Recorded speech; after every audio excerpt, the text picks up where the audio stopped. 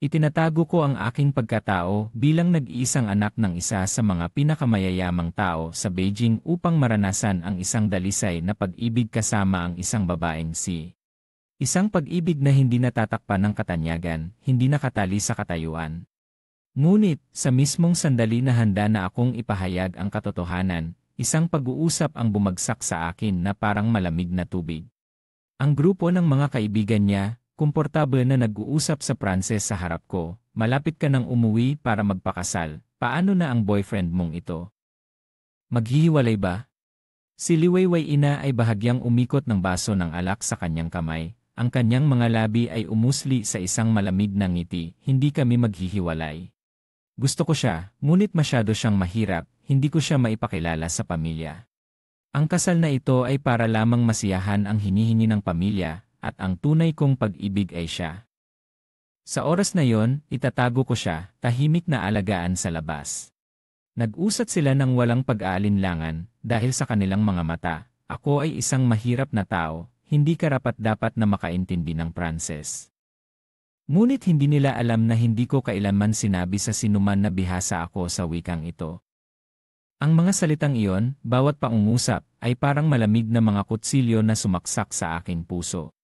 Gumawa ako ng dahilan upang umalis sa banyo, tumawag agad sa pamilya. Mom, Dad, nagpasya na ako. Uwi ako upang pamahalaan ang negosyo. At ang babaeng iyon, plano mo bang isama siya? Ngumiti ako ng malamig, ang aking mga mata ay naging malamig. Hindi, plano kong makipaghiwalay sa kanya. Kailan ka uwi? Sa 1 linggo. Ngumiti ako ng malamig, ang aking mga mata ay naging malamig. Hindi, plano kong makipaghiwalay sa kanya. Kailan ka uwi? Sa 1 linggo. Nang bumukas ang pinto, ang tunog ng pag-uusap sa silid ay tila huminto. Ngunit hindi ko ito pinansin, diretsong naglakad patungo kay Liwayway ina at umupo. Tumingin siya sa akin, umiti ng malambing na parang walang nangyaring masama. Laming hato, saan ka ba nagtagal? Walang sinuman sa silid ang Pranses, ngunit sinadyang gumamit ng Pranses upang magtanong.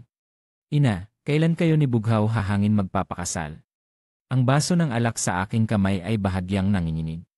Si Liwayway ina ay nanatiling kalmado, sumagot sa Pranses, may petsa na ang pamilya.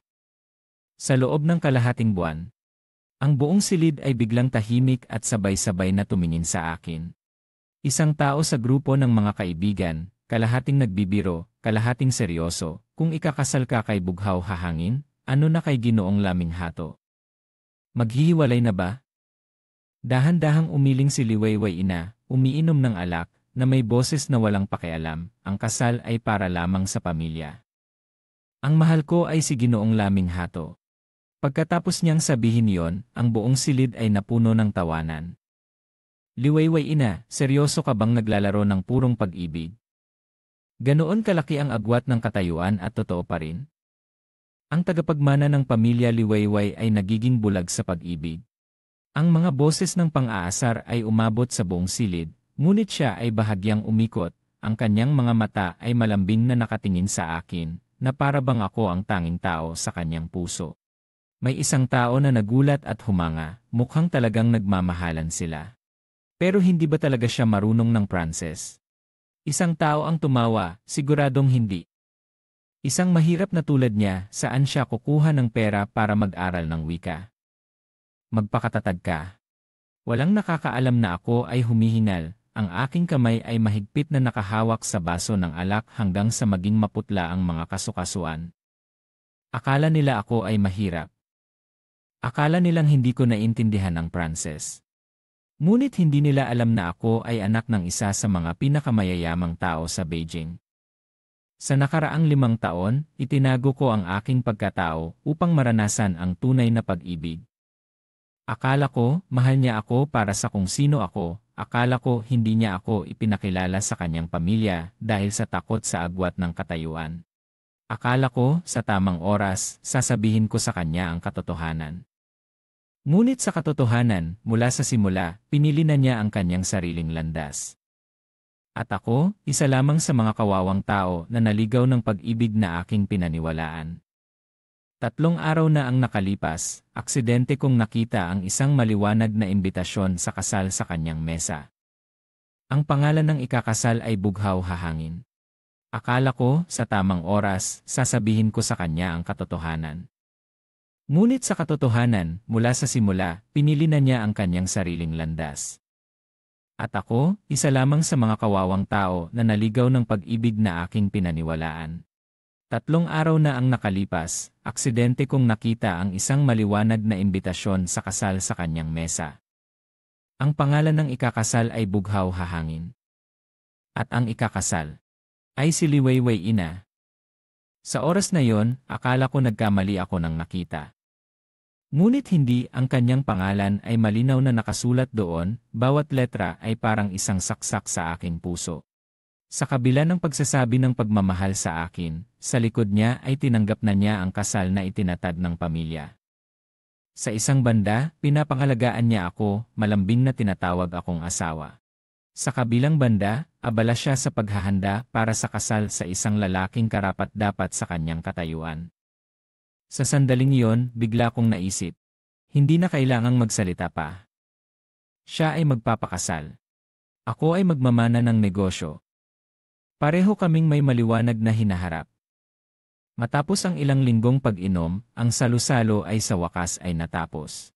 Madilim na, unti-unting umalis ang lahat. Ako ang huli, dahan-dahang lumabas nang biglang may isang boses na umabot mula sa likuran, "Ginoong Laming Hato." Napahinto ako, lumingon.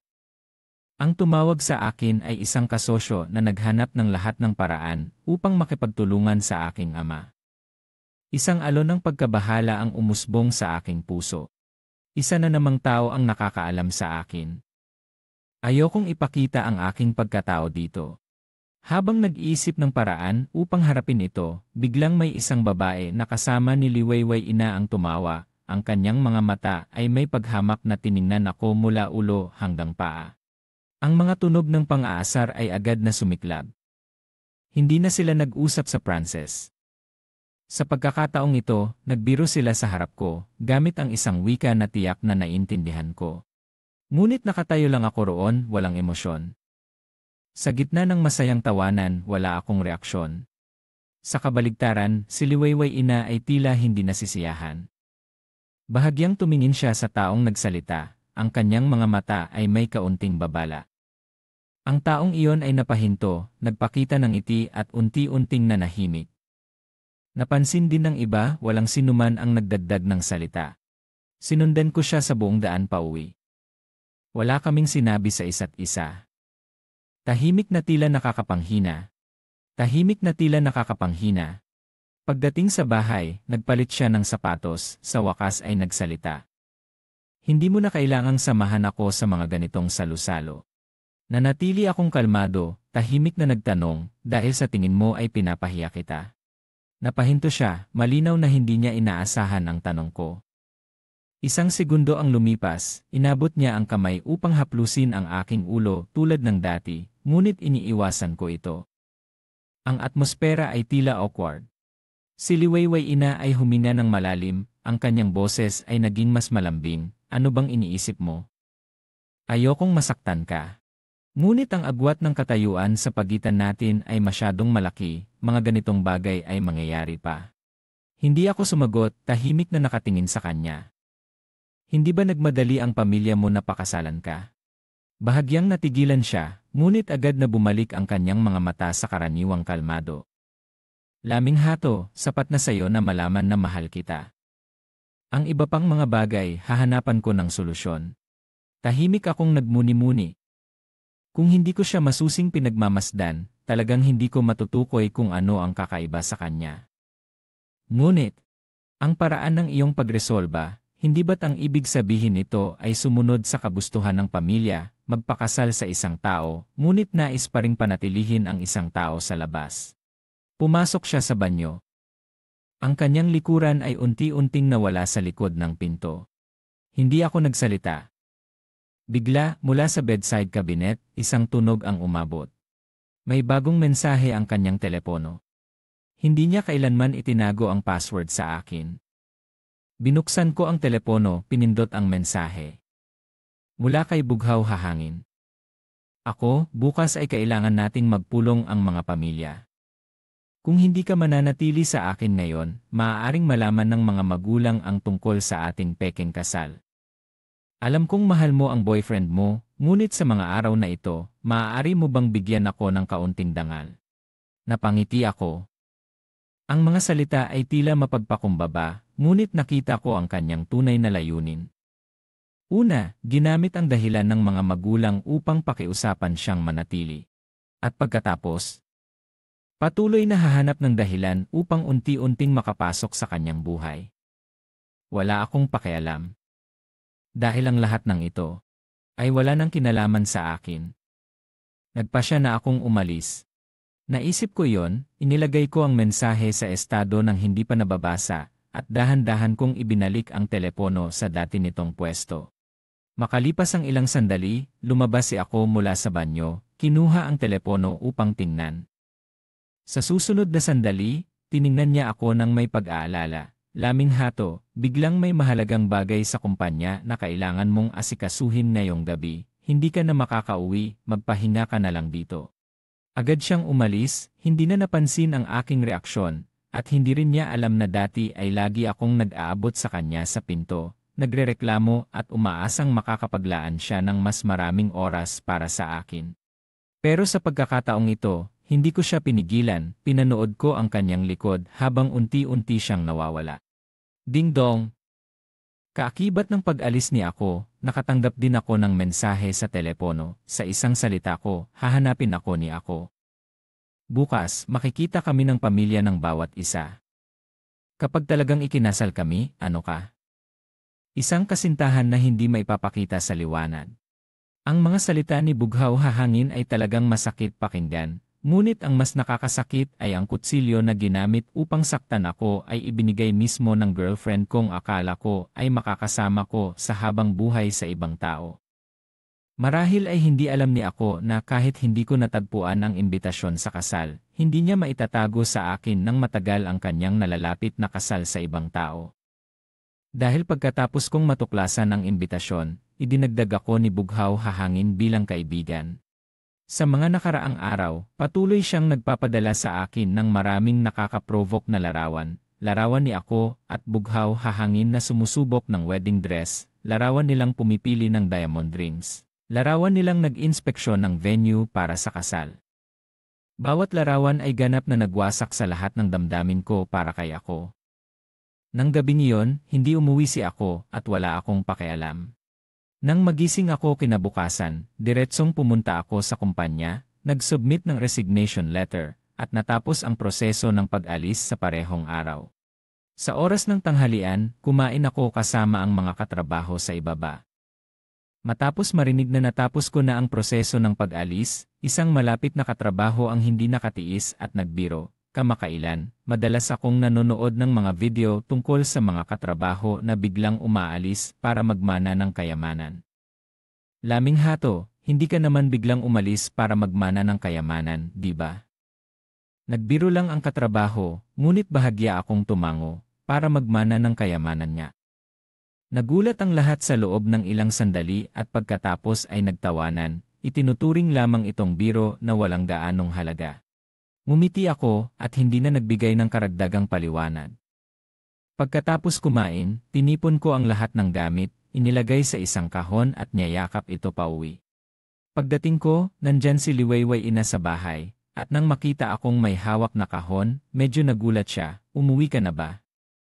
Tumango ako habang hawak ang kahon at naglalakad patungo sa kwarto, ngunit ang kanyang mga kilay ay nagkumpulan at tinawag ako. Hindi ba't sobrang gusto mo ang trabahong ito? Bakit bigla ka nalang umalis? Huminto ako at lumingon sa kanya, ngumiti, dahil may iba akong trabaho na nais gawin. Lahat ng tao ay nagmamaneho ng sarili nilang sasakyan, dapat ay umuwi na lang. Pero pagkaupo ko pa lang sa sasakyan, bago pa man umandar ang makina, kumatok na si Bughaw Hahangin sa bintana ng passenger seat at ibinaba ito. Hindi ko talaga makita ang kanyang mapanlait na anyo sa banyo kanina. Liwayway Ina, sira ang sasakyan ko, maaari mo ba akong ihatid pauwi? Si Liwayway Ina ay nagkunot ng noo at nag-isip na tumanggi, pero nagpatuloy siya, Sinabi ng tito at tita mo na alagaan mo ako, hindi mo ba yon nakalimutan? Bahagyang nagbago ang mukha ni Liwayway ina, ngunit sa huli ay pumayag pa rin. Nang makita kong tumango siya, mas lumalim ang ngiti sa mukha niya. Sunod, lalo pa siyang naging mapaghimagsik, tumingin sa akin. Pero nahihilo ako sa sasakyan, hindi ako makaupo sa likod. Ano ang gagawin natin? Tumingin si Liwayway ina sa akin. Bago pa ako makapagsalita, itinulak ko ang pinto at lumipat sa likod. Mabilis ang galaw, hindi pa nakakareact si Liwayway ina, nakaupo na ako sa likod. Ang mga salita niya ay naipit sa kanyang lalamunan, hindi makalabas, na nagdulot ng hindi komportableng pakiramdam. Gusto niyang magsalita, pero nang tumingin siya sa rearview mirror, pinikit ko ang aking mga mata, nagkunwaring gustong magpahinga. Nang magsara ang pinto ng sasakyan, nang makita akong nakapikit sa likod, bahagyang umangat ang kanyang labi sa isang mapagmataas na ngiti, Ginoong Laming Hato, kahit na siya pa rin ang gusto niya ngayon, ano ang halaga nito? Ang bagay na gusto ko ay sa akin pa rin mapupunta, hindi ba? Ang pagkuha sa puso niya ay isang usaping oras na lang. Tumingin siya kay Liwayway ina na may puno ng pagmamahal, Ginoong Laming, pagod ka na ba? Hayaan mo siyang magpahinga ng kaunti. Hinaplos ni Liwayway ina ang aking mukha, gising ka na. Tumakbo siya ng ilang hakbang, humabol at humarang sa akin sa pinto, naiinis ka ba? Si Bughaw Hahangin ay talagang anak lang ng kaibigan ng mga magulang ko, huwag mo nang isipin. Nagtaka si Liwayway ina, nag-isip na haplusin ang aking ulo, pero naiwasan ko, kaya't napilitan siyang magpaliwanag, ano bang iniisip mo? Talagang kaibigan ko lang siya. Ang mahal ko lang ay ikaw, alam mo yan.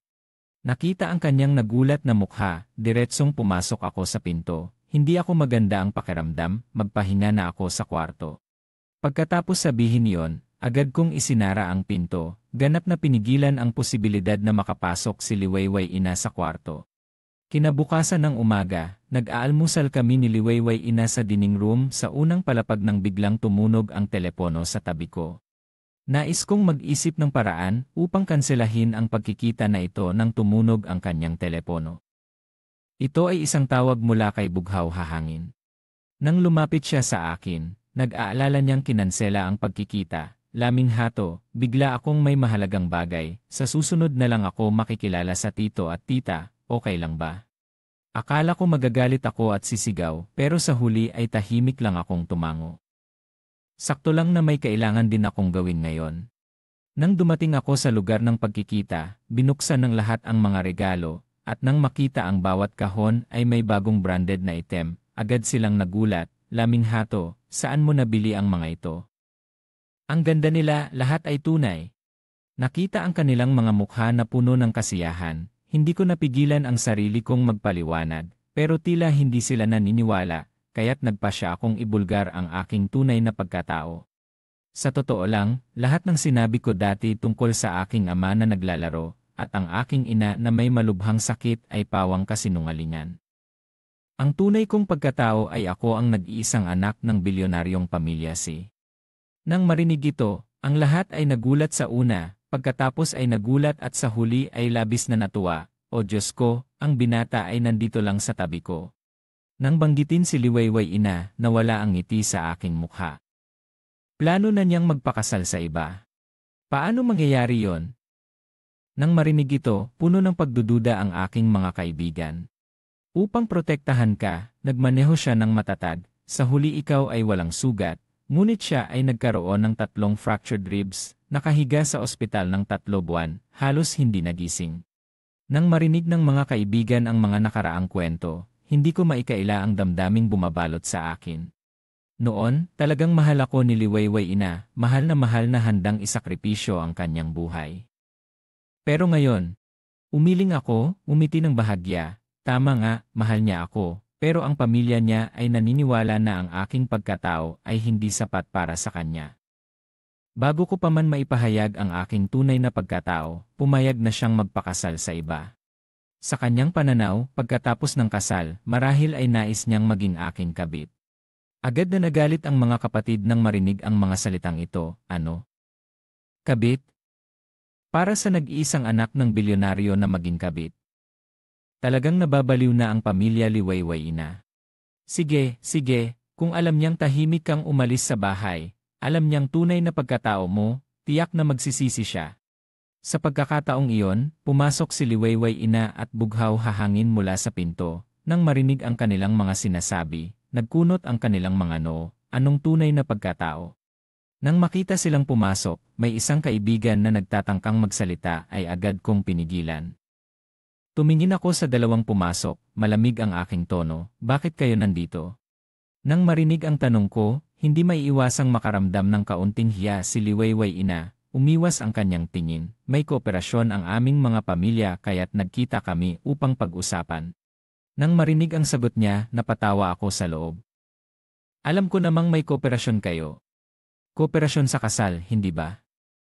Dahil kailangan pag-usapan ang kooperasyon, hindi umupo si Liwayway ina at bughaw hahangin kasama namin kundi pumili ng isang hiwalay na mesa sa tabi, sapat ang distansya para makita ko ang kanilang pagiging malapit. Naghiwa-hiwalay na ang grupo namin. Nag-alok si Liwayway ina na ihatid kami ni Bughaw hahangin pauwi. Marahil pagkatapos ng karanasan sa pag-aagawan sa passenger seat noong nakaraan, sa pagkakataong ito, si Liwayway ina ay nag-aral na, agad niyang kinuha ang mahabang Rolls-Royce ng pamilya, kasama ang driver, kaya tiyak na walang pag-aagawan sa passenger seat. Dahan-dahang tumakbo ang sasakyan patungo sa bahay ng mga bughaw, maayos ang daan. Walang nakakaalam na mangyayari ang aksidente sa pagkakataong ito. Isang truck na nawalan ng kontrol ang bumangga mula sa kabilang direksyon. Agad na pinindot ng driver ang manibela, ngunit sa isang tunog, hindi na naiwasan ang banggaan ng dalawang sasakyan. Nang mabasag ang bintana, dahil sa inertya, nahulog ako sa kabilang bahagi. Sakto namang nakita ko si Liwayway ina na hindi lang hindi pinabayaan si Bughaw hahangin na masaktan, kundi abala pa sa pag-aaliw sa kanyang emosyon. Unti-unting nagiging malabo ang aking kamalayan. Bigla kong naisip ang aksidente sa sasakyan na binanggit ng mga kaibigan. Noong iyon, ika-4 na taon na kami sa isa't isa, ang nararamdaman ko para sa kanya ay nananatiling matindi. Sa isang kanto na katulad nito, may isang truck na mabilis na bumabagtas. Nasa bahagi ako kung saan tumama ang truck.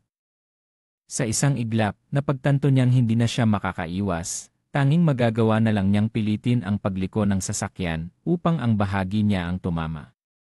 Sumadsad ang harap ng truck at siya ay naipit sa upuan ng driver. Ang mga bumbero at doktor ay nagtrabaho ng matagal bago nila siya nailabas mula sa sasakyan. Halos mamatay siya noong araw na iyon, ngunit sa kabila ng lahat, nang makaligtas siya sa panganib, ang unang tanong na sinabi niya nang magising ay tungkol sa aking kalagayan. Ngayon, isa na namang aksidente sa sasakyan, ang tanging kaibahan ay ang taong instinctively niyang pinoprotektahan ay hindi na ako. Ang likod ng Rolls-Royce ay nawasak sa puntong hindi mo na kayang tumingin ng diretsyo. Hanggang sa bumaba ang lahat mula sa sasakyan, abala pa rin si Liwayway ina sa pag-aalo kay Bughaw hahangin, at sa wakas ay napansin niya akong tahimik na niyayakap ang sugat na umaagos sa aking templo. Sa kabutihang palad, hindi malala ang sugat ko.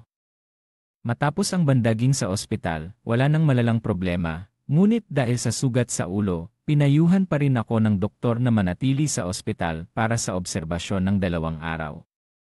Si Liwayway ina ay may bahagyang panghihinayang habang tinitingnan ang bandage sa aking ulo. Kung ano man ang sabihin mo sa akin, handa akong tanggapin, basta't huwag mo akong baliwalain. Ang kanyang saloobin ng paghingi ng tawad ay labis na taos puso, at tila may katwiran kung hindi ko lang naalala na ang kanilang kasal ay gaganapin sa loob ng wala pang kalahating buwan. Lahat ng tao ay nagmamaneho ng sarili nilang sasakyan, dapat ay umuwi na lang. Pero pag upo ko sa sasakyan, hindi pa nag-umpisa ang makina. Tinapik na ni Bughaw hahangin ang bintana sa tabi ng pasaherong upuan, at bumaba ito. Hindi ko talaga makita ang mapanlait na anyo niya sa banyo kanina. Liwayway ina, sira ang sasakyan ko, pwede mo ba akong ihatid pauwi? Nagtataka si Liwayway ina at mukhang tatanggi, pero nagpatuloy siya, sinabi ng tito at tita mo na alagaan mo ako, hindi mo ba yon nakalimutan? Bahagyang nagbago ang mukha ni Liwayway ina, pero sa huli ay pumayag pa rin. Nang makita kong tumango siya, mas naging maliwanag ang ngiti sa mukha niya. Sunod, lalo pa siyang naging mapaghimagsik, tumingin sa akin. Pero nahihilo ako sa sasakyan, hindi ako makaupo sa likuran. Ano ang gagawin natin? Tumingin si Liwayway Ina sa akin. Bago pa man siya makapagsalita, itinulak ko ang pinto at lumipat sa likuran. Mabilis ang galaw, hindi pa nakaka-react si Liwayway Ina, nakaupo na ako sa likuran. Ang mga salita niya ay naipit sa lalamunan, hindi makalabas, na nagdulot ng labis na pagkabahala. Gusto niyang magsalita, pero nang tumingin siya sa salamin, pinikit ko ang aking mga mata, nagkunwaring gustong magpahinga. Nang magsara ang pinto ng sasakyan, nakita niyang nakapikit ako sa likuran, bahagyang umangat ang sulok ng kanyang labi sa kasiyahan. Ginoong Laming Hato, kahit na siya pa rin ang gusto niya ngayon, ano ang halaga nito? Ang bagay na gusto ko ay sa akin pa rin mapupunta, hindi ba? Ang pagkuha sa puso niya ay isang usaping oras na lang. Tumingin siya kay Liwayway Ina na may puno ng pagmamahal. Ginoong Laming Hato, pagod ka na ba? Hayaan mo siyang magpahinga sandali. Hinaplos ni Liwayway Ina ang aking mukha, gising ka na. Tumakbo siya ng ilang hakbang, humabol at humarang sa akin sa pinto. Nagalit ka ba? Si Bughaw Hahangin ay talagang anak lang ng kaibigan ng mga magulang ko, huwag mo nang isipin. Tinanong ko, akala mo ba na pinapahiya kita? Ang mahal ko ay ikaw lang, alam mo iyon. Nakita ang kanyang naguguluhang mukha, diretso akong pumasok sa pinto. Hindi ako maganda ang pakiramdam, magpahinga na ako sa kwarto. Pagkatapos sabihin iyon, agad kong isinara ang pinto, tuluyang pinigilan ang posibilidad na makapasok si Liwayway Ina sa kwarto. Kinabukasan ng umaga, habang nag-aalmusal kami ni Liwayway Ina sa dining room sa unang palapag, biglang tumunog ang telepono sa tabi ko. Ito ay alarm na itinakda ko kanina, may tala tungkol sa pagkikita sa mga magulang. Nais kong mag-isip ng paraan para kanselahin ang pagkikita nang tumunog ang kanyang telepono. Ito ay tawag mula kay Bughaw Hahangin. Hindi ko alam kung ano ang sinabi sa kabilang linya, pero nagbago ang mukha niya. Habang papalapit siya sa akin, may pag-aalangan niyang kinansela ang pagkikita. Laming Hato, bigla akong may mahalagang bagay, sa susunod na lang ako makikipagkita sa tito at tita, okay lang ba? Akala ko magagalit ako at sisigaw, pero sa huli ay tahimik lang akong tumango. Sakto lang na may kailangan din akong gawin ngayon. Hindi nagtagal matapos umalis si Liwayway Ina, umalis din ako sa bahay, pumunta sa shopping mall, naghahanda ng regalo para sa mga kaibigan na makikita ko. Nang dumating ako sa lugar ng pagkikita, binuksan ng lahat ang mga regalo, at nang makita ang bawat kahon ay may bagong branded na item, agad silang nagulat at sumigaw, Laming Hato, saan mo nabili ang mga ito? Ang ganda nila, tunay na mga produkto. Nakita ang kanilang masayang anyo, hindi ko mapigilang magpaliwanag, pero nagpakita sila ng kawalang paniwala, kaya't nagpasya akong ipakita ang aking tunay na pagkatao. Sa totoo lang, lahat ng sinabi ko dati tungkol sa aking ama na naglalaro sa sugal, at ang aking ina na may malubhang sakit ay pawang kasinungalingan. Ang tunay kong pagkatao ay ang nag-iisang anak ng bilyonaryong Go. Ang dahilan kung bakit ako umalis sa inyo ay dahil malapit na akong bumalik upang ipagpatuloy ang negosyo ng pamilya. Nang marinig nila ito, una silang nagulat, pagkatapos ay nagulat at sa huli ay labis na nagalak, o Diyos ko, ang mayamang binata ay nandito lang sa tabi ko. Nang banggitin si Liwayway Ina, nawala ang ngiti sa aking mukha. Plano na niyang magpakasal sa iba. Paano mangyayari yon? Nang marinig ito, puno ng pagdududa ang mga kaibigan ko. Sa aming mga mata, siya ay isang napaka-espesyal na babae sa mataas na lipunan, hindi ba? 3 taon na ang nakalipas, sinabi mong gusto mo ng mga night blooming serious, ginastos niya ang malaking halaga para bilhin lahat ng night blooming serious sa mundo para lang mapangiti ka. 2 taon na ang nakalipas, nagkasakit ka, kinansela niya ang kontrata na nagkakahalaga ng daan-daang milyon para umuwi mula sa ibang bansa, at personal na alagaan ka ng walang tulog sa buong gabi. At 1 taon na ang nakalipas, nang maaksidente ang sasakyan nyo, dapat ay tumama ang isang truck sa'yo. Upang protektahan ka, nagbago siya ng direksyon, sa huli ikaw ay walang sugat, pero siya ay nabalian ng 3 tadyang, nakahiga sa ospital ng 3 buwan, halos hindi na nagising. Ago siya ng direksyon, sa huli ikaw ay walang sugat, pero siya ay nabalian ng 3 tadyang, nakahiga sa ospital ng 3 buwan, halos hindi na nagising. Ngayon ay malapit na siyang magpakasal, paano hindi ikaw ang magiging nobyo?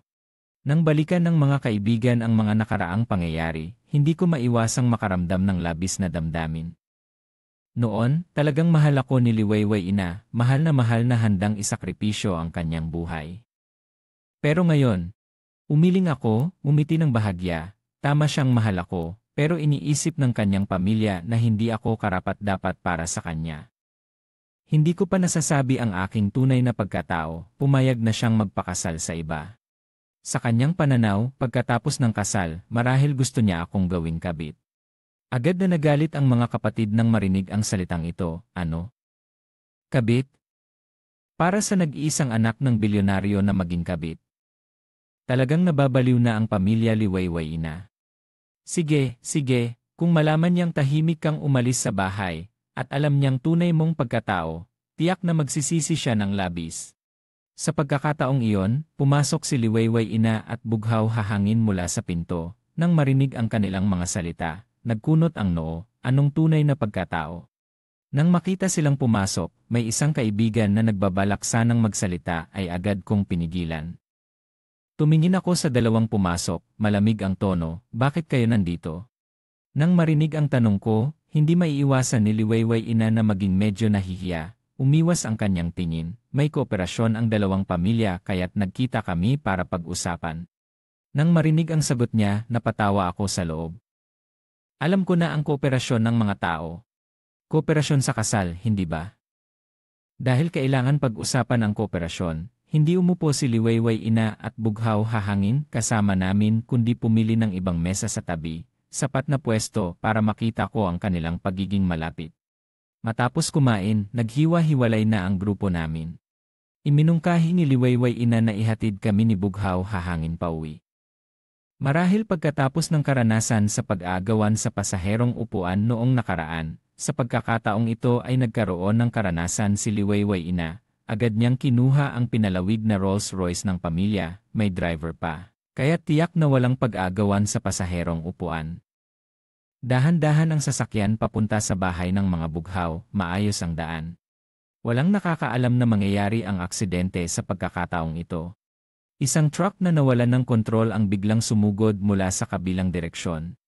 Ang driver ay reflexively na nagmanipula ng manibela, pero narinig lang ang isang malakas na tunog, hindi na naiwasan ang banggaan ng dalawang sasakyan. Nang mabasag ang bintana, dahil sa inertya ay nahulog ako sa kabilang bahagi. Sakto namang nakita ko si Liwayway ina, hindi lang niya pinabayaan si Bughaw hahangin na masaktan, abala pa siyang nagpapakalma sa kanyang emosyon. Unti-unting nagiging malabo ang aking kamalayan. Bigla kong naisip ang aksidente sa sasakyan na binanggit ng mga kaibigan. Noong iyon, ika-4 na taon na kami magkasama, ang nararamdaman ko para sa kanya ay nananatiling masidhi. Sa isang kanto na katulad nito, isang truck na bumabagtas ng mabilis. Nasa bahagi ako kung saan tumama ang truck. Sa isang iglap, napagtanto niyang hindi na niya maiiwasan, kaya't pinilit niyang iwasan ang bangga sa pamamagitan ng pagliko ng sasakyan upang ang bahagi niya ay nakaharap sa pagtama. Ang harapan ng truck ay sumadsad at siya ay naipit sa upuan ng driver. Niya ay nakaharap sa pagtama. Ang harapan ng truck ay sumadsad at siya ay naipit sa upuan ng driver. Ang mga bombero at doktor ay nagtrabaho ng matagal bago nila siya nailabas mula sa sasakyan. Halos mamatay siya noong araw na iyon, ngunit sa kabila ng panganib, ang unang sinabi niya nang magising siya ay ang pag-alala sa aking kalagayan. Ngayon, isang aksidente sa sasakyan na naman, ang tanging kaibahan ay ang taong instinctively niyang pinoprotektahan ay hindi na ako. Ang likod ng Rolls Royce ay nasira ng labis na hindi mo kayang tumingin ng diretsyo.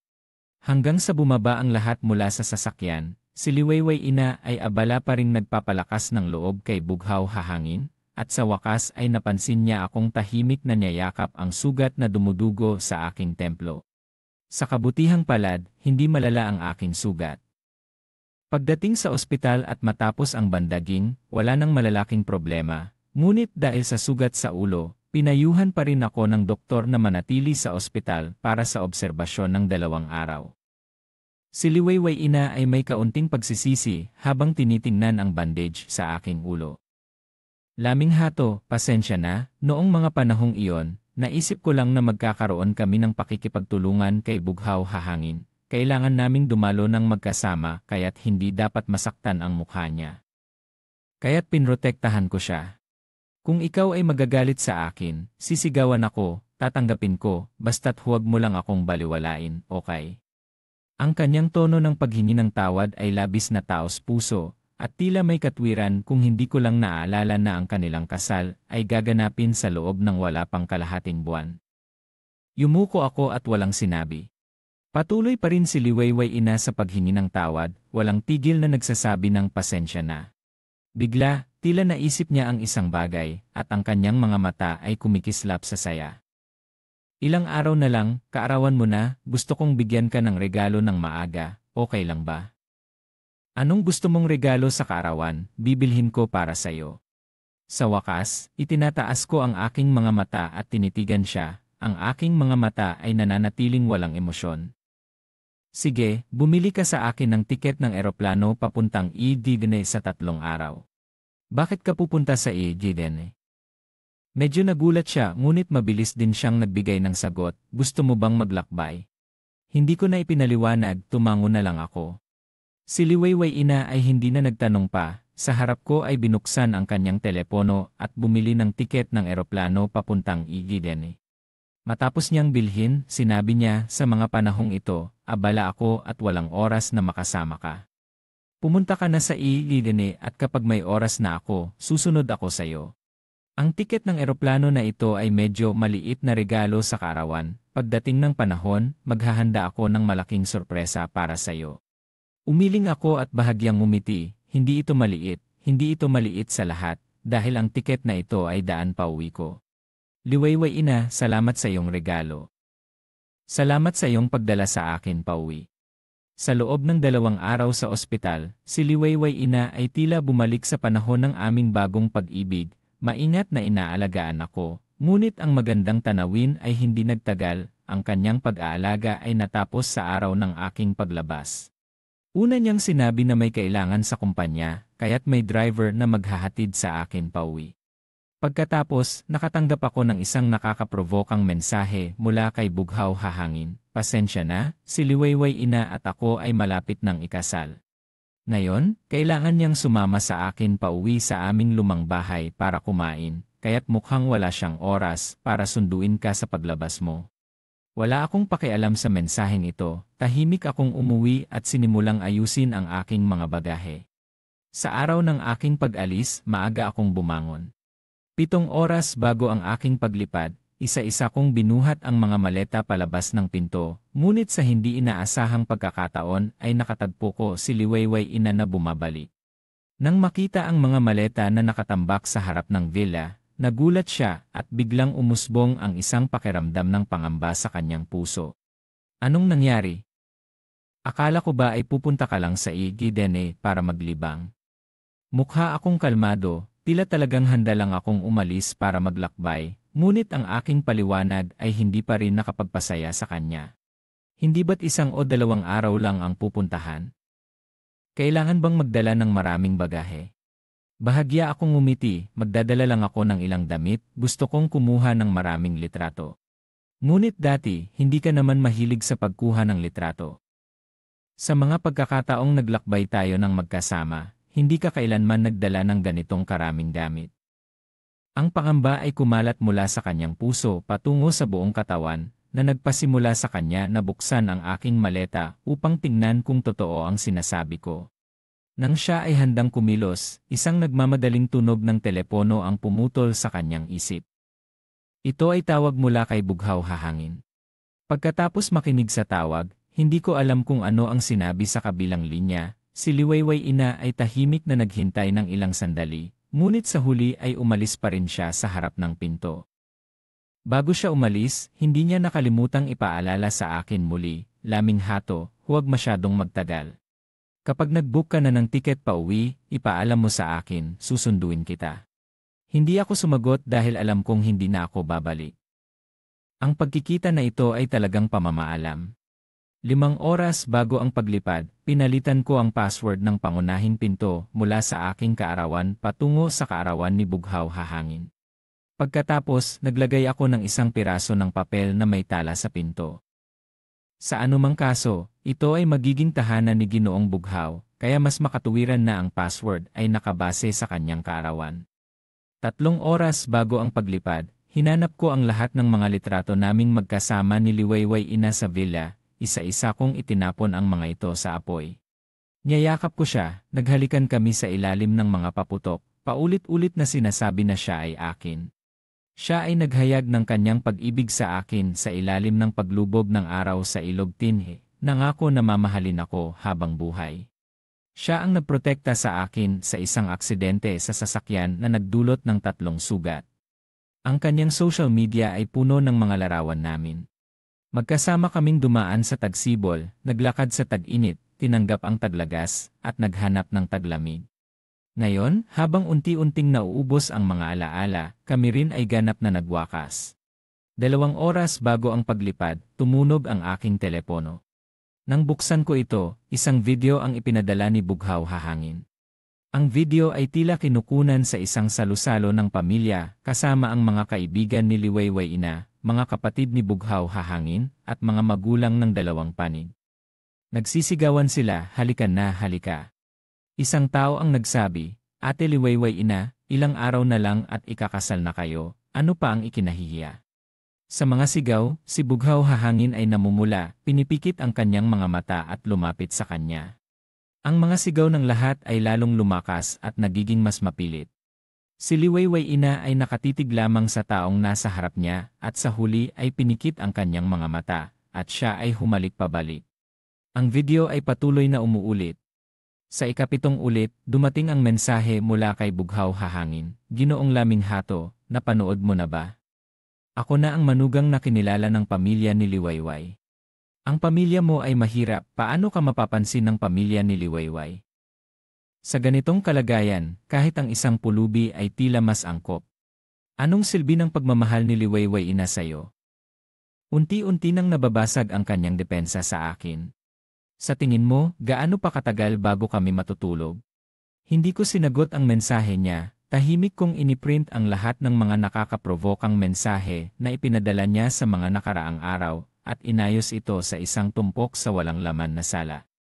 1 oras bago ang paglipad, nag-iwan ako ng huling mensahe sa tumpok ng mga nakaprint na papel, "Liwayway Ina, congratulations sa iyong kasal. Tapos na tayo."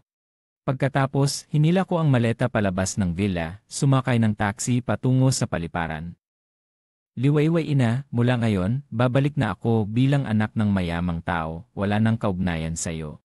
Sa Denis Airport, nang hilahin ko ang maleta palabas ng paliparan, isang Bugatti na halatang mahal ang naghihintay sa labas.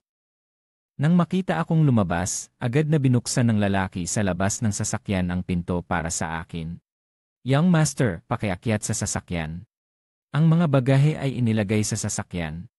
Umupo ako sa loob ng sasakyan at natural na nakipag-usap sa lalaki sa driver's seat. "Tiyo Ginoong Laminghato, bakit ka nandito para sunduin ako? Nasaan ang driver natin?" Si Tiyo Laminghato ay ngumiti, ang mga kunot sa kanyang mga mata ay nagbigay sa kanya ng mas mapayapang anyo. Ang sasakyan ay dahan-dahang umandar at sumabay sa daloy ng trapiko. Ang boses niya ay narinig, "Young Master, matagal na kayong hindi umuwi. Narinig kong babalik ka ngayon, kaya't nag-volunteer akong dumaan para sunduin ka.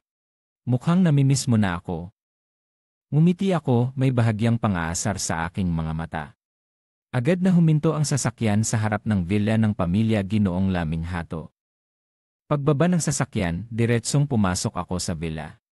Nang buksan ko ang pinto, may isang grupo ng mga katulong na nakatayo at naghihi. Nang makita akong pumasok, sabay-sabay silang nagbigay galang, "Maligayang pagbalik, Young Master."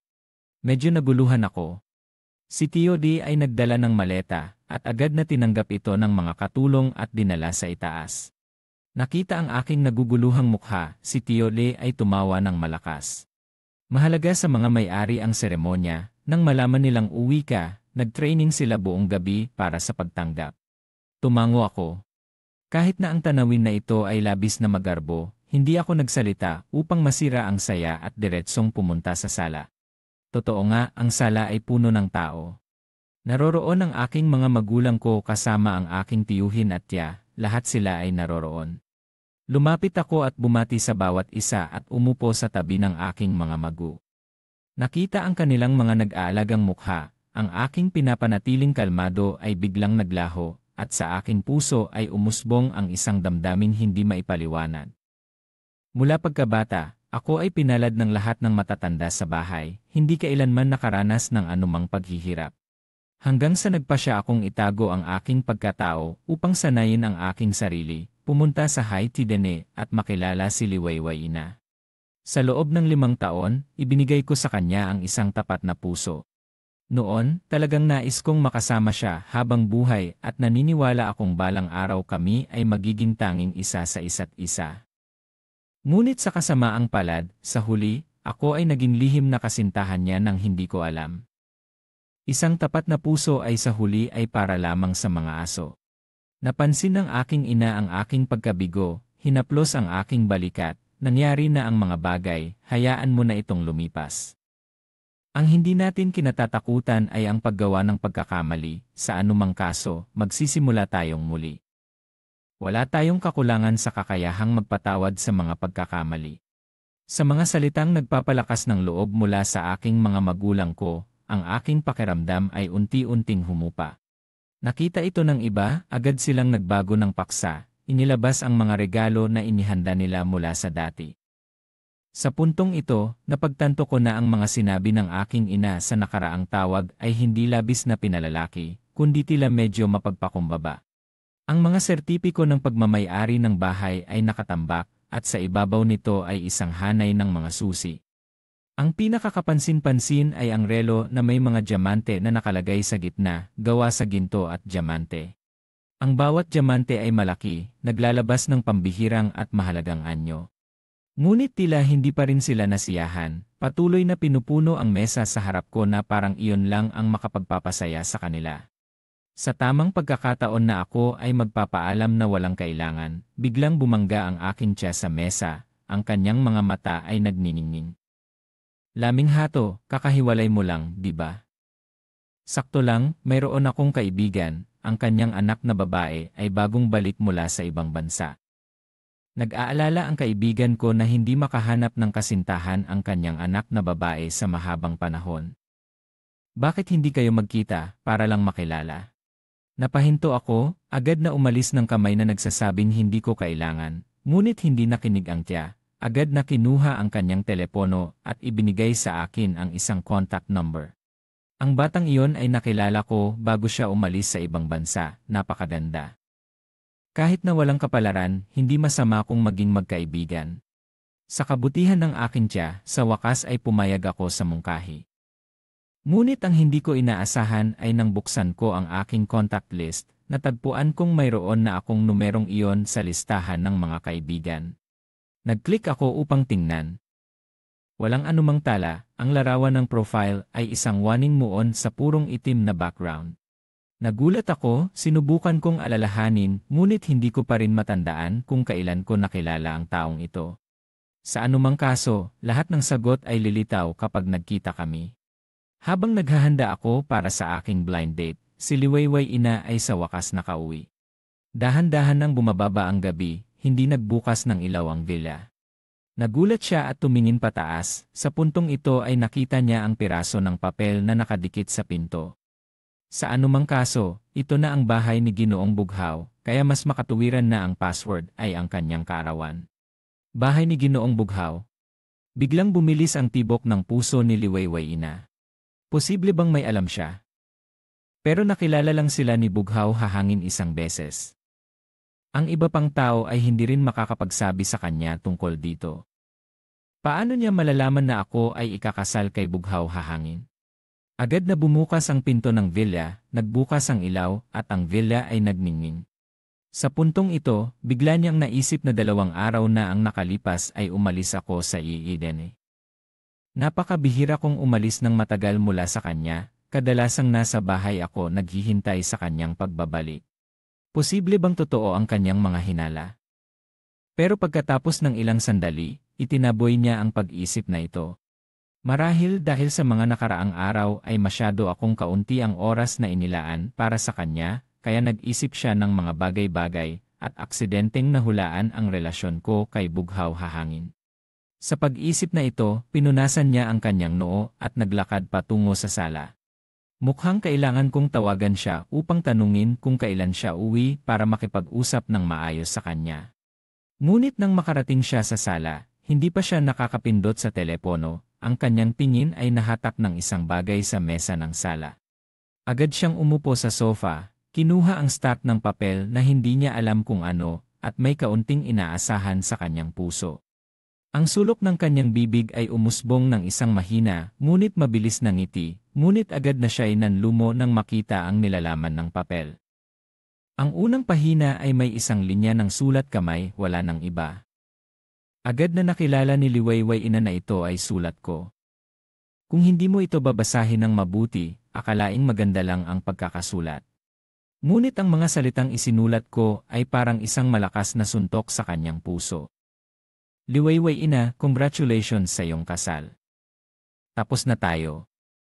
Parang narinig niya ang tunog ng kanyang sariling tainga, ang kanyang isipan ay walang laman, paulit-ulit na binabasa ito, sa wakas ay nakumpirma niyang hindi siya nagkakamali, talagang nakasulat na congratulations sa iyong kasal. Tapos na tayo.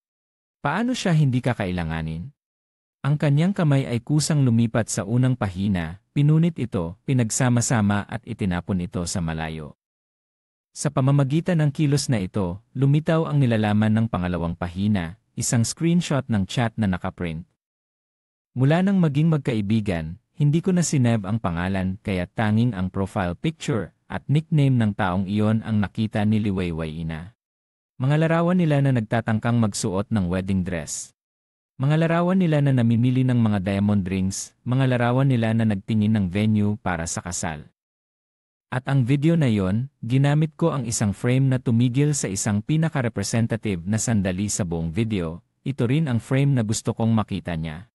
Sila ni Bughaw Hahangin ay naghalikan sa harap ng kanilang mga pamilya at isang grupo ng mga kaibigan. Ang tensyon sa isipan ni Liwayway Ina ay biglang naputol. Ang takot na hindi maipahayag ay umusbong sa kanyang puso. Ang kanyang mukha ay namutla ngunit ang kanyang bibig ay patuloy na bumubulong ng hindi pwede. Tumayo siya, tumakbo patungo sa kwarto sa itaas, ang kanyang mga binti ay bahagyang nanginginig. Nang umakyat siya sa hagdang bato, hindi siya nag-inat at nadulas, bumagsak siya mula sa hagdang bato. Ang sakit ay tumulong sa kanya na makabawi ng kaunting katinuan. Sa itaas, ang kanyang mga binti ay bahagyang nanginginig. Nang umakyat siya sa hagdang bato, hindi siya nag-inat at nadulas, bumagsak siya mula sa hagdang bato. Ang sakit ay tumulong sa kanya na makabawi ng kaunting katinuan. Pinagdiinan niya ang kanyang mga ngipin at sumandal sa railing ng hagdang bato at tumayo muli, naglalakad na may kaunting panghihina pataas. Sa pagkakataong ito, marahil dahil sa mas mabagal na paglalakad, wala nang nangyaring aksidente, matagumpay siyang nakabalik sa kwarto. Sa isang sulyap, napansin niyang ang mga gamit sa kwarto ay kanya na lamang. Lahat ng mga bagay na may kaugnayan sa ako ay nawala ng walang bakas. Kahit ang frame ng larawan na dati nilang pinagsamahan sa bedside table, ngayon ang larawan sa loob ay nawala na rin, naiwan na lamang ang walang laman na frame, nakatayo pa rin sa dati nitong pwesto. Parang may naisip si Liwayway Ina, ang kanyang mga mata ay muling nagliwanag ng takot. Hinila niya ang aparador at binuksan ang drawer, pagkatapos kunin ang kanyang mga gamit, ang mga puwang na iyon ay walang laman.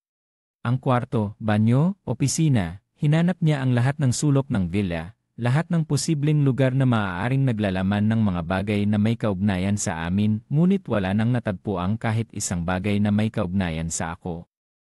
Naalala niya ang mga nakaraang panahon, bigla akong nagsabi na gusto kong maglinis ng bahay, at itapon ang lahat ng mga bagay na magkasama namin.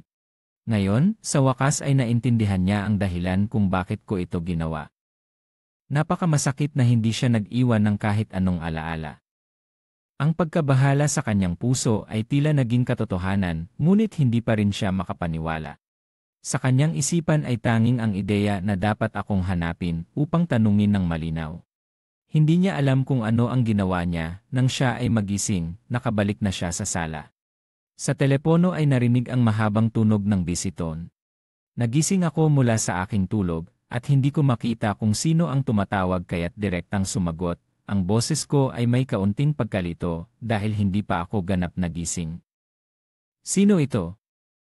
Laminghato, ako ito.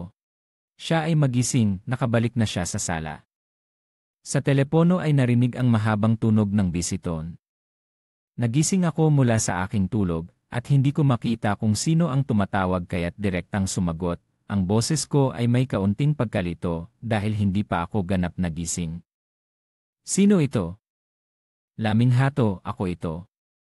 Nahihirapan siyang nagsalita, natatakot na baka isara ko ang tawag dahil akalain ito ay isang abala. Nasaan ka?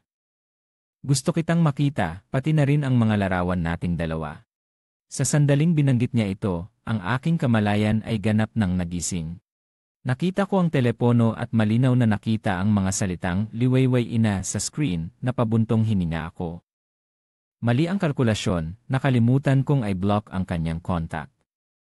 Habang ako'y tahimik, si Liwayway ina sa kabilang linya ay patuloy na tinatawag ang aking pangalan ng ilang beses. Sa aking puso, hindi ko maiwasang makaramdam ng inis. Liwayway, malapit ka ng ikasal kaya kailangan mong panatilihin ang distansya at iwasan ang mga hindi kinakailangang hindi pagkakaintindihan. Ang mga larawan na yon, kapag nakita ito ni Bughaw hahangin, tiyak na hindi siya magiging masaya, kaya't sinunog ko na ang lahat. Tungkol sa pagkikita, sa tingin ko ay hindi na ito kinakailangan. Ikakasal ka na sa iba, bakit mo pa kailangan makipagkita sa iyong ex-boyfriend? Nang marinig niya ang sinabi ko, na lahat ng mga larawan ay sinunog na, parang may pumutok na sugat sa puso ni Liwayway ina. Ang mas nakakasakit para sa kanya ay ang aking matigas na pagtanggi na makipagkita. Laminghato, hindi ko pa sinang-ayunan ang paghihiwalay. Hindi ito gaya ng iniisip mo sa pagitan ko at ni Bughaw hahangin. Ang tunay na mahal ko ay ikaw lamang. Paano mo ako basta-basta iiwan ng ganito? Sa pagtatapos ng kanyang pangungusap, narinig ko pa ang kanyang tinig na nahirapang humikbi, na naging dahilan upang ako'y manahimik sa isang sandali. Napakabihira kong makita siyang umiiyak. Sa loob ng 5 taon, maliban sa pagkakataong ito, isang beses ko lamang siyang nakita na umiyak. Iyon ay noong nagkaroon kami ng aksidente sa sasakyan noong taong iyon. Maliwanag na siya ang mas malubhang nasaktan, ngunit nang magising siya at makita ang mga sugat na hindi maiiwasan sa aking katawan, siya'y umiyak ng tahimik. Sa mga sandaling iyon ay hindi na siya nagpakita ng kanyang matatag na anyo sa mundo ng negosyo. Kung sakaling may isang kasosyo mula sa Liwayway ina group na hindi sinasadyang dumaan at makita ang kanyang anyo, tiyak na sila'y magugulat. Ito na ang pangalawang pagkakataon. Hindi ko kailanman pinawalang bisa ang pagmamahal ni Liwayway ina para sa akin noon. Ngunit dahil nakita ko kung paano siya nagmahal sa akin, nang siya ay pumayag na pakasalan si Bughaw hahangin sa ilalim ng pressure ng kanyang pamilya, agad kong naisip na ang kanyang puso ay nagsimula ng lumihis. Marahil mahal pa rin niya ako, ngunit hindi na ako lamang ang kanyang mahal. Kaya't pagkatapos niyang pag-isipan, ako ang magiging unang taong iwan niya. Kahit na siya ay nagpasya na itago ako bilang isang lihim na kasintahan o sa hinaharap sa aksidente, siya ay instinctively na nagligtas kay Bughaw hahangin muna, ang taong kanyang pinapahalagahan ay hindi na ako. Kaya't sa pagkakataong ito, kahit na narinig ko ang kanyang tinig na nahirapan, narinig ang kanyang kalungkutan, wala na akong naramdaman na kahit anong alon sa aking puso. Liwayway ina, tayo ay naghiwalay lamang. Ang paghihiwalay ay hindi nangangailangan ng pagsang-ayon ng parehong panig. At kung pag-uusapan ang tungkol sa pag-abandona, hindi ba't ikaw ang unang nag-abandona sa ating relasyon? Ngayon ay sinasabi mong ako ang nag-abandona sa iyo. Sa puntong ito, sana ay maunawaan mo na tayo ay naghiwalay na, sana ay huwag mo nang buluhin ang aking buhay. Sa bawat salitang sinabi ko, ang puso ni Liwayway ina ay muling sumakit. Kumilos siya ng kanyang mga labi, ang kanyang mga mata ay puno ng luha. Laminghato. Nang tawagin niya ang aking pangalan, ang telepono ay nagbigay ng tunog ng busy tone, nagpapahiwatig na natapos na ang tawag. Siya'y nagulat at nag-isip na tatawag muli, ngunit natuklasan niyang hindi na siya makatawag. Na-block na siya. Laming hato. Nang tawagin niya ang aking pangalan, ang telepono ay nagbigay ng tunog ng busy tone, nagpapahiwatig na natapos na ang tawag. Siya'y nagulat at nag-isip na tatawag muli, ngunit natuklasan niyang hindi na siya makatawag. Na-block na siya.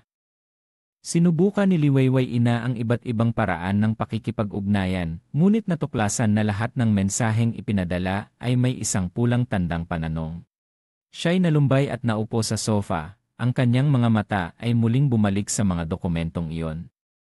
Tinutok niya ang kanyang mga mata sa mga dokumento, ang kalungkutan at galit ay umusbong. Itinulak niya ang mga papel mula sa mesa. Lahat ng ito ay dahil kay Bughaw Hahangin. Kung hindi siya ang nagbunyag ng bagay na ito sa harap ni Ginoong Laming Hato, paano siya biglang umalis ng ganito? Ang huling piraso ng papel na nahulog sa kanyang harapan ay ang huling pagyayabang na ipinadala ni Bughaw Hahangin sa akin, ano kung mahal ka niya. Ngayon, nahalikan na niya ako, sa tingin mo, gaano pa katagal bago kami matulog? Ang kanyang mga mata ay bumagsak, nakatitig sa mga salitang iyon. Pagkatapos ng mahabang panahon, bigla siyang umiti ng pilyo, ang mga mata na dati tila patay na tubig ay biglang nagliwanag ng isang madilim na liwanag. Bughaw Hahangin, sinabi ko na sa iyo, ang mahal ko ay si Laming Hato lamang. Sino ang nagbigay sa iyo ng lakas ng loob na guluhin si Laming Hato? Kung gayon, kung gusto mong magpakasal, bibigyan kita ng isang malaking regalo. Wala akong kaalaman sa mga iniisip ni Liwayway Ina. Tanging malamig kong inilagay ang numerong nakasave na may pangalang Liwayway Ina sa listahan ng mga harang, kasama na ang lahat ng paraan ng pakikipag-ugnayan niya. Pagkatapos ay ibinaba ko ang telepono. Nakatulog ako at sa gabing iyon, natulog ako ng napakamaayos dahil bukas ang araw na pupunta ako sa kumpanya upang tanggapin ang posisyon bilang C na inilipat dito. Nagising ako ng maaga. Sigurado akong kayang-kaya kong manatili sa posisyong ito. Ngunit kahit sa unang araw ng aking panunungkulan, hindi ko papayagang maging paksa ako ng mga chismis. Ang Nidenili Group ay isang negosyo ng pamilya ng mga C, na may higit sa 100 taong kasaysayan at malawak na saklaw ng negosyo. Ang balita tungkol sa paglipat ng isang batang C na gwapo sa Nidenili Group ay kumalat na sa buong mundo ng negosyo bago ako umupo sa posisyon. Noong panahong iyon, si Liwayway Ina ay kasama ang kanyang mga kaibigan na umiinom upang magpakasaya sa pinakamalaking club sa Haitidene. Narinig ko na si Ginoong Laming Hato, nang malaman niyang ikakasal na siya sa iba, ay nagalit at nakipaghiwalay kay Liwayway Ina. Tama, marami na akong nakitang mga gwapong lalaki na umaasa sa kanilang mga kasintahan tulad niya. Dati, hindi ba't gusto niyang kumapit sa iyo? Ngayon, nang gumuho ang kanyang mga pangarap, normal lang na hindi niya ito matanggap. Sa huli, baka maawa ka sa kanya at makipag-ayos ulit. Klang! Ang tunog ng basag na salamin ay umuugong at ang mga piraso nito ay nagkalat, na nagdulot ng kaunting katahimikan sa maingay na espasyo. Bigla, ang malamig at puno ng yelo na boses niya ay umabot sa mga tainga. Sapat na ba ang inyong sinasabi? Ang ibang tao ay naguguluhan. Tinitingnan ang mukha niya, walang sumasagot, walang nakakaintindi kung bakit siya nagalit. Ang mga sinabi niya ay tila nagtatanggol sa akin, ngunit hindi ito ang unang pagkakataon na sinabi nila ito. Kahit sa harap niya, hindi sila nag-atubiling magsalita ng ganoon, at kami ni ako ay hindi kailanman tumutol. Bakit siya nagalit ngayon? Sa wakas, si Luthin, na pinakamalapit sa kanya, ay nagkunot ng noo at nagsalita upang sirain ang katahimikan na tila namatay. Gayunpaman, hindi niya isinasaalang-alang ang galit ni ako, iniisip lang na pinupunan niya sila na masyadong maingay. Siya ay bahagyang umiti at tiningnan siya ng may pang-aasar. Bakit, ate ako, hindi ka pa rin okay? Alam namin na masyado kang nag-aalala tungkol sa kanya. Huwag mag-alala, paano siya talagang makakapagpabaya sa isang punong nagbibigay ng pera tulad mo? Naniniwala ka ba? Hindi lalampas sa kalahating buwan, tiyak na susuko siya sa iyo. Pagdating ng panahon, makikinig siya sa iyo ng walang pag-aalinlangan. Sa sandaling natapos ang mga salita, itinaas ni ako ang kanyang ulo at tumingin kay Luthinthin, ang kanyang mga mata ay malamig. Pasensya na, nagulat si Luthinthin, hindi naintindihan ang ibig niyang sabihin. Muli siyang nagsalita, pasensya na sa kanya. Sa puntong ito, naintindihan ni Luthinthin na talagang nagalit siya dahil sa mga sinabi nila tungkol sa akin. Ate ako, bakit ka nagagalit? At saka, hindi naman mali ang sinabi namin. Isa siyang mahirap na lalaki na nakakapit sa iyo dahil sa pera, hindi ba? Dati, nang sinabi namin ito, hindi ka naman tumutol. Nang marinig ang sinabi ni Luthinthin, biglang naguluhan si ako, ang kanyang mga mata na madilim ay naglaho, sa wakas ay naging naguguluhan. Kaya pala, dati, madalas nilang sinasabi ang mga ganitong bagay. Kaya pala, kapag nahaharap sa ganitong sitwasyon, pinili niyang manahimik. Nagsimula siyang maghanap sa kanyang alaala, sinisikap na makahanap ng ebidensya upang tutulan, ngunit natuklasan niyang tama si Luthinthin. Hindi ito ang unang pagkakataon na nagsalita sila ng masama tungkol sa akin, at kahit na wala ako o naroroon, sa tuwing nagsasalita sila, sa wikang Pranses, tahimik siyang sumasang-ayon. Tanging kapag sila ay nagsasalita ng tuwiran sa kanyang harapan, siya lamang ang pumipigil ng isa o dalawang salita. Ngunit paano magiging ebidensya ang mga salitang iyon? Ito ay isang dula na kailangan niyang gampanan sa harap ko. Kamakailan, nagtalaga ang Saint Key Group ng isang CA, narinig niyo na ba ang balita? Narinig na ito ay anak ng pamilya Ginoong Laming Hato, sa mga nakaraang taon ay walang balita, narinig na nag-aral siya sa ibang lugar. Ngayon, bumalik na, agad na ibinigay ang Saint Key Group sa kanya. Sa pamilya Ginoong Laming Hato, isa lamang ang kanilang anak, sa huli, ang mga ari-arian ay mapupunta rin sa kanya. Kahit na nag-aral siya ng parachuting, tiyak na maayos siyang naihanda mula pa noong una, kaya't maaari ng direktang mag-umpisa. Pareho silang anak ng mayaman, ngunit bakit ang agwat sa pagitan ng tao ay ganito kalaki? Walang interes si Liwayway Ina sa paksang ito, kaya't hindi siya nakisali, nakaupo lamang sa isang sulok. Ang mga walang laman na baso ng alak sa kanyang harapan ay parami ng parami, hindi siya nakikinig ng mabuti kaya't tiyak na hindi niya narinig ang salitang ilang taon na ang nakalipas. Umalis ang anak ng pamilya Ginoong Laming Hato para mag-aral sa labas, kamakailan lamang siya bumalik na kanilang sinabi. Hindi rin niya naisip na marahil ang papel na iniwan ko nang umalis, ang mga bagay na isinulat ko ay totoo.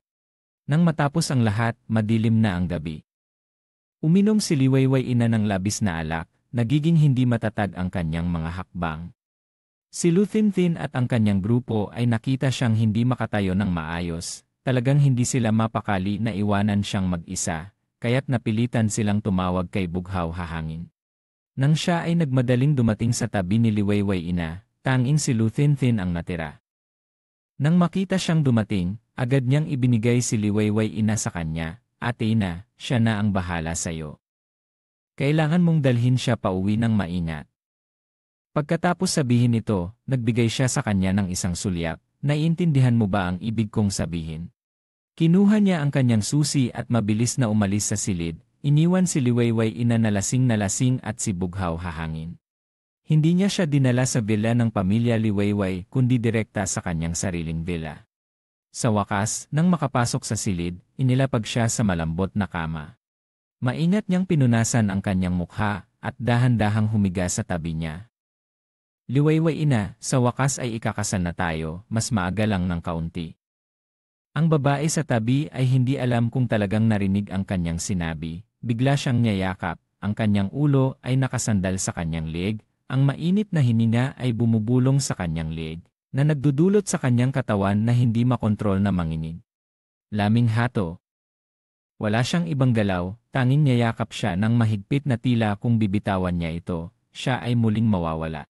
Si Bughaw Hahangin ay tahimik na nakahiga sa kanyang mga bisig, walang ibang galaw, tanging ang kanyang mga mata ay naglalakbay sa isang mapanganib na tingin. Ginoong Laming Hato, sana ay mawala siya sa mundong ito. Kinabukasan, nang magising si Liwayway Ina mula sa kanyang pagkakalasing, naramdaman lamang niyang sobrang sakit ng kanyang ulo. Sinubukan niyang iangat ang kanyang kamay upang magmasahe, ngunit biglang napansin na tila may isa pang tao sa kanyang mga bisig.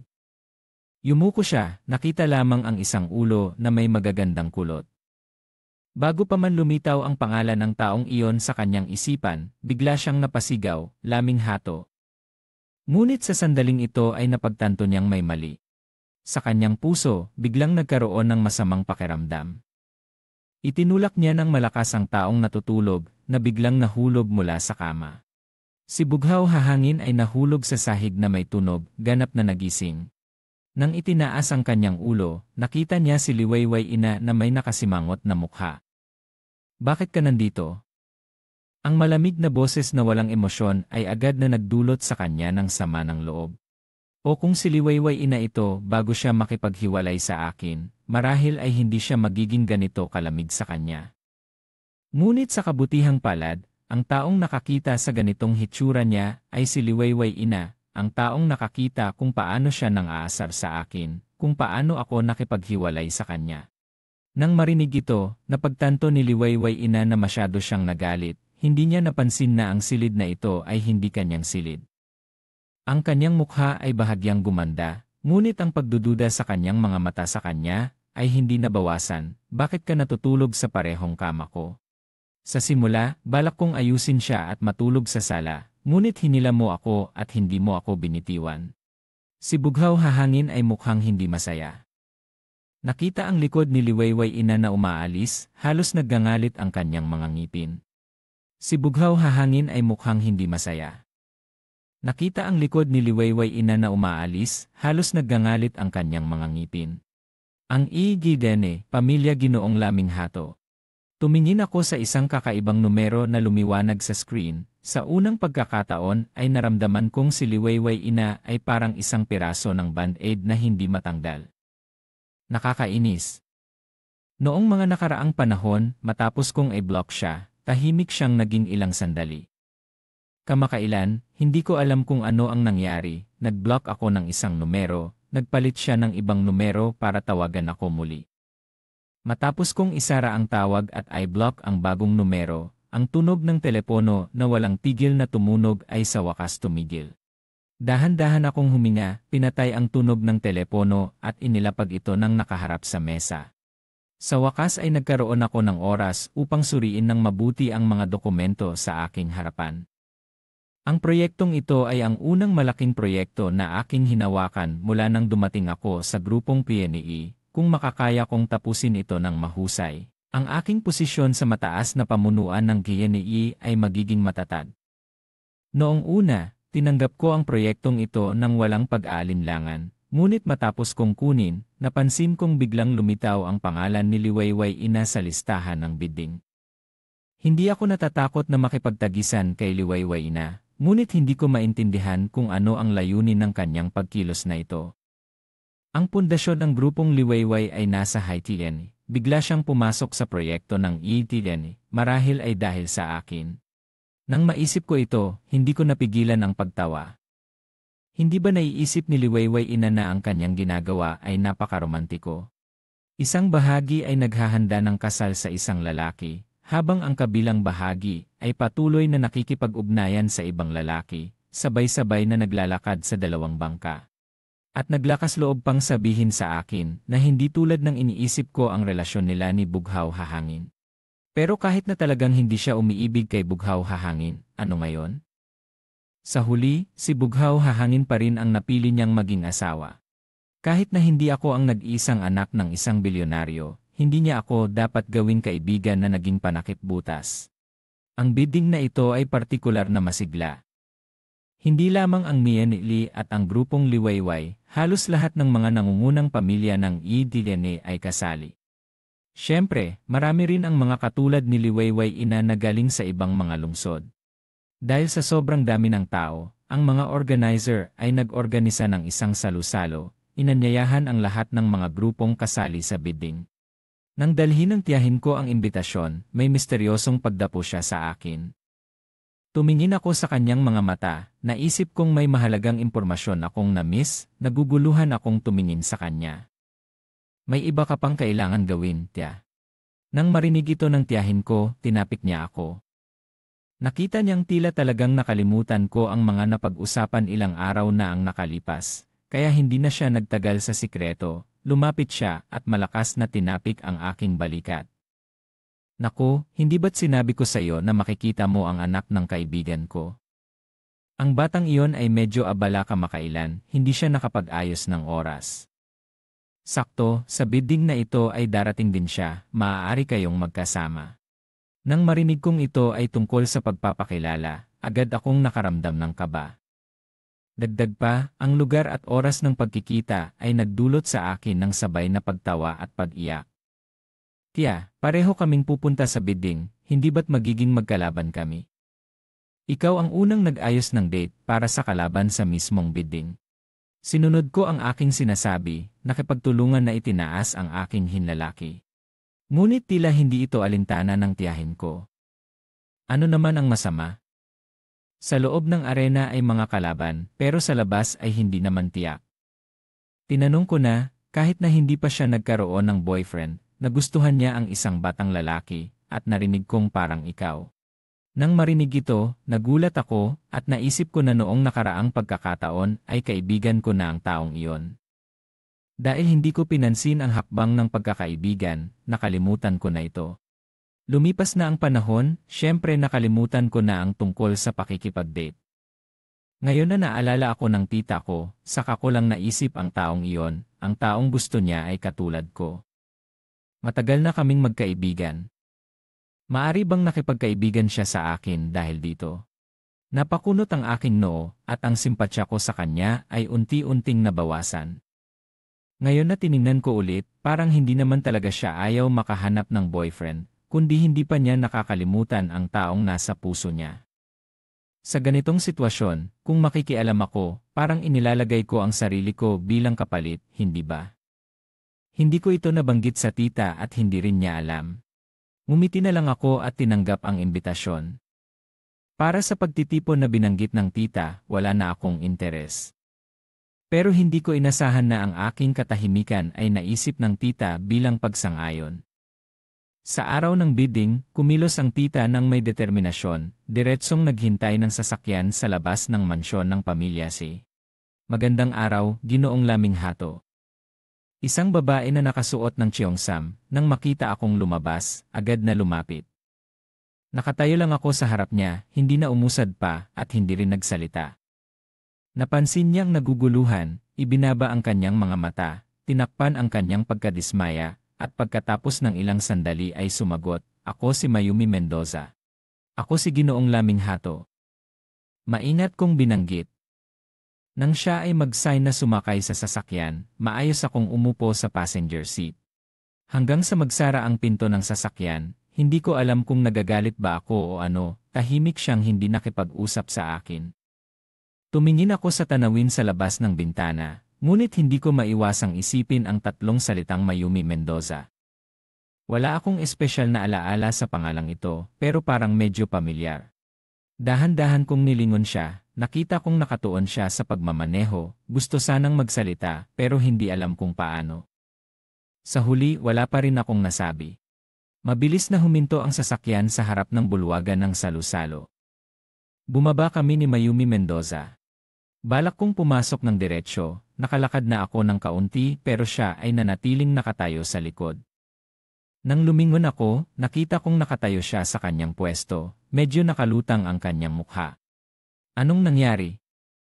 Tanong ko nang nagtataka. Pinagpag niya ang kanyang mga labi, itinaas ang kanyang ulo at tumingin ng diretsyo sa akin. Ang ibang tao ay humahawak ng kamay ng kasama nila kapag pinagpag niya ang kanyang mga labi, itinaas ang kanyang ulo at tumingin ng diretsyo sa akin. Ang ibang tao ay humahawak ng kamay ng kasama nila kapag pumapasok sa salu-salo. Hindi ko alam kung bakit walang emosyon sa mukha ni Mayumi Mendoza, pero nakikita ko ang kaunting pagkabigo.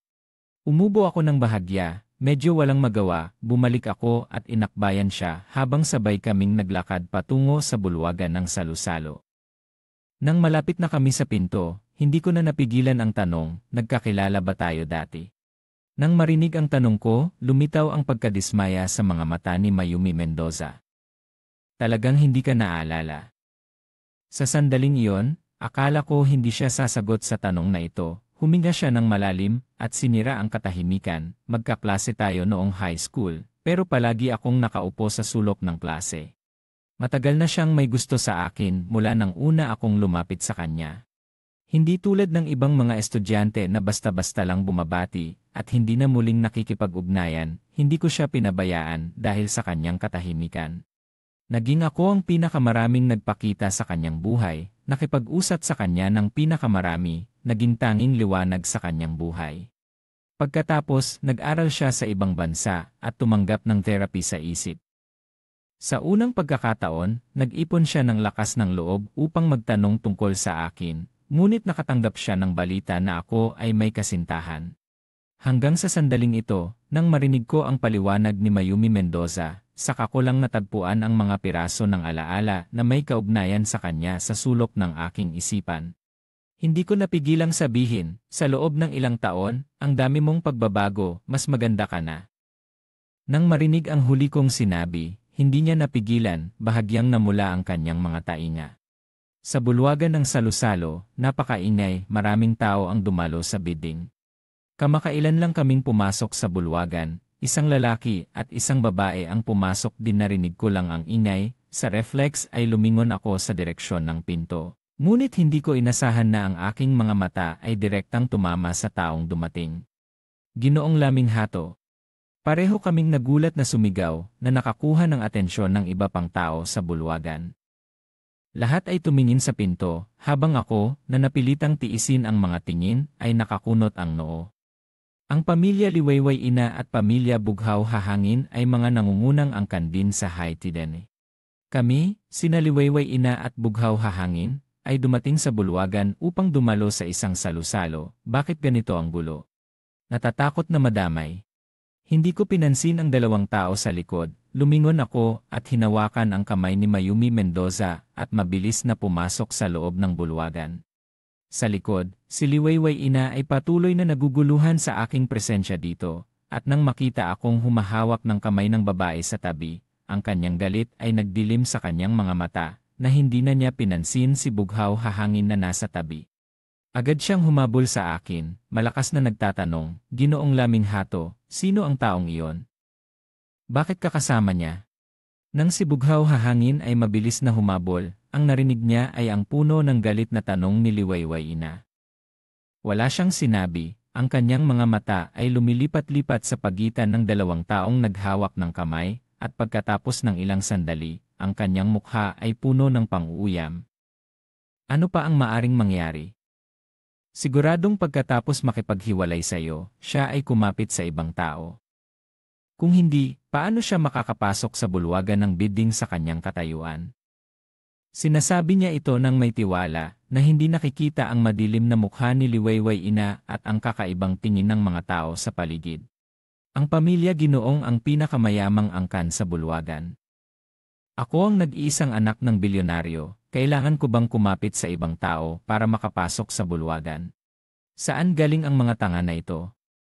Kung kahit ang anak ng bilyonaryo ay kailangang kumapit sa ibang tao para makasali sa bidding, sino pa ang may karapatang? Pero dahil may masayang pangyayari, walang nagbigay babala sa kanila. Habang ako ay nakakunot ang noo, si Mayumi Mendoza sa tabi ko ay nagiging malamig ang mukha, hinawakan ang pulso ni Liwayway Ina. Sa susunod na sandali, naramdaman ni Liwayway Ina ang matinding sakit sa kanyang pulso. Marahil dahil hindi niya inasahan na biglang kikilos si Mayumi Mendoza, hindi siya nakapag-ingat, halos napasigaw sa sakit. Nang makita ni Mayumi Mendoza na hindi pa rin siya bumibitaw sa akin, ang kanyang boses na walang emosyon ay umabot sa kanyang tainga, bitawan mo, ang malamig na tono ay nagdulot kay Liwayway Ina na hindi makontrol ang pagyuko.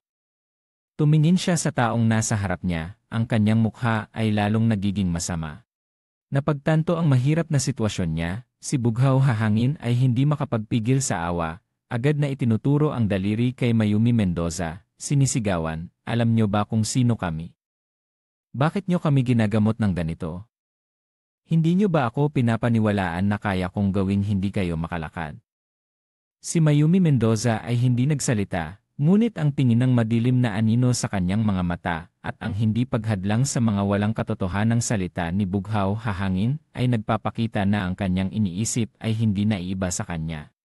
Ngumiti ako, una kong pinapalo ang kamay ni Mayumi Mendoza bilang senyales na bitawan siya.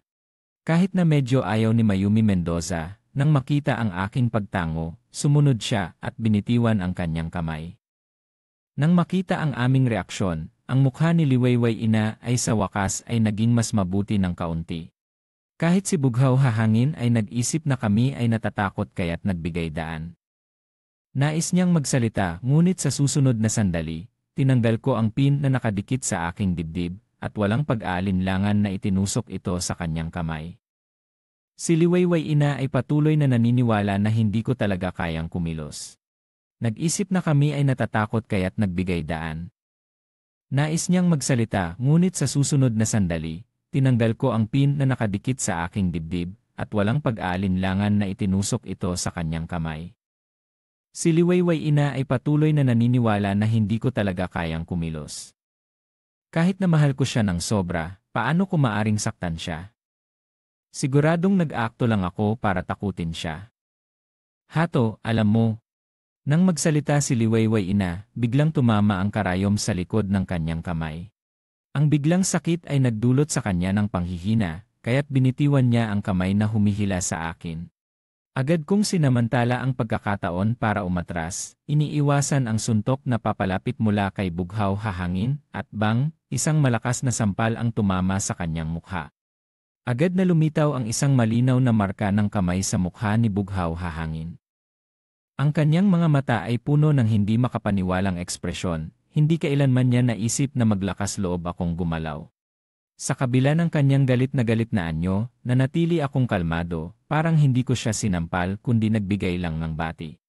Nagbigay ako kay Mayumi Mendoza ng isang piraso ng tissue, at kumuha ng isa pang piraso mula sa mesa para punasan ang aking kamay, ang aking mga mata ay puno ng paghamak at kaunting pang-aasar. Akala niyo ba mahalaga kayo? Ang aking ngiting may paghamak ay nagdulot kay Liwayway Ina na mapuno ng luha, ngunit unti-unting nawala ang kanyang galit nang marinig ang susunod kong sinabi, dalawang tao na sumali sa bidding na hindi alam kung sino ang kanilang kalaban. Talagang bobo. Kalaban sa bidding. Naalala ni Liwayway Ina at Bughaw Hahangin ang dokumentong natanggap nila, tiningnan ng mabuti ang taong nasa harapan, at sa wakas ay naisip nila si Mayumi Mendoza bilang anak na babae ng pamilyang Song, ang ikalawang pinakamayamang pamilya sa lungsod pagkatapos ng pamilyang Guo. Sa puntong ito, si Mayumi Mendoza, na tahimik mula sa simula, ay muling nagsalita, "Bakit hindi nyo kami tanungin kung sino kami sa halip na itanong kung sino kayo?" Ang salitang kami na ito ay agad na nagdulot kay Liwayway Ina at Bughaw Hahangin na matigilan. Ibig sabihin niya ay hindi lang siya, kundi kasama ko rin sa bidding.